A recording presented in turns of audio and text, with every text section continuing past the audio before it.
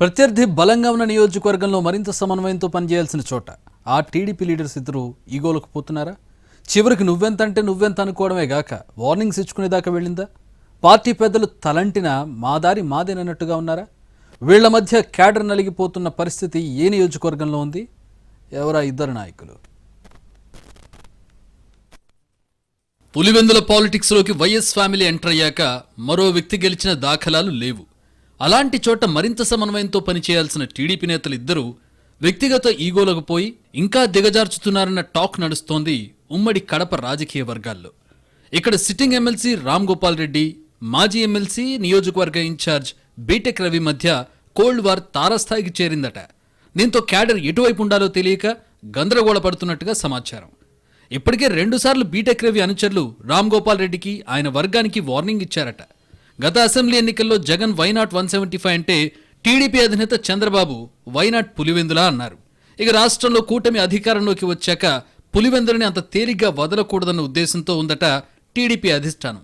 అందుకే ఇక్కడ నేతలకు ప్రాధాన్యం ఇస్తున్నా వాళ్లు మాత్రం కుమ్ములాటలతో టైంపాస్ చేస్తున్నారన్నది క్యాడర్ అసంతృప్తి.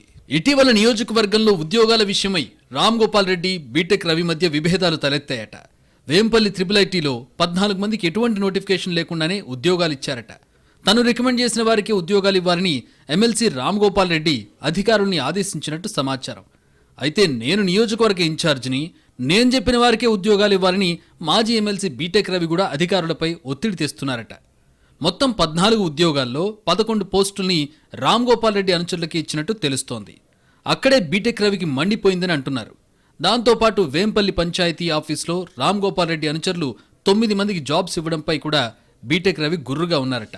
జెండాలు మోసిన కార్యకర్తలను కాదని ఇతర పార్టీలకు చెందిన వ్యక్తులకు ఉద్యోగాలు ఇస్తున్నారంటూ అధిష్టానానికి ఫిర్యాదు చేసినట్టు సమాచారం. అటు రేషన్ డీలర్ల వ్యవహారం కూడా ఎమ్మెల్సీ, మాజీ ఎమ్మెల్సీ మధ్య చిచ్చు పెట్టిందని చెప్పుకుంటున్నారు. దానికి సంబంధించి తమ వర్గానికి చెందిన ప్రకాష్ అనే వ్యక్తిని బీటెక్ రవి అనుచరులు కిడ్నాప్ చేసి వేధించారంటూ రామ్ గోపాల్ రెడ్డి అధిష్టానం దృష్టికి తీసుకెళ్లారట.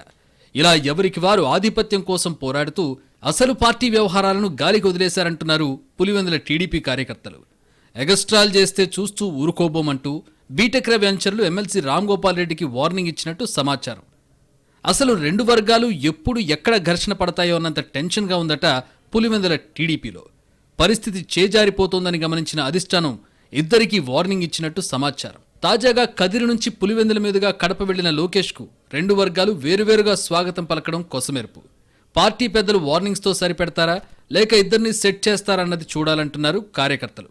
ఇప్పుడున్న పరిస్థితుల్లో అసలు ఎవరి వెనుక నడవాలో తమకు అర్థం కావడం లేదన్నది వాళ్ల బాధ.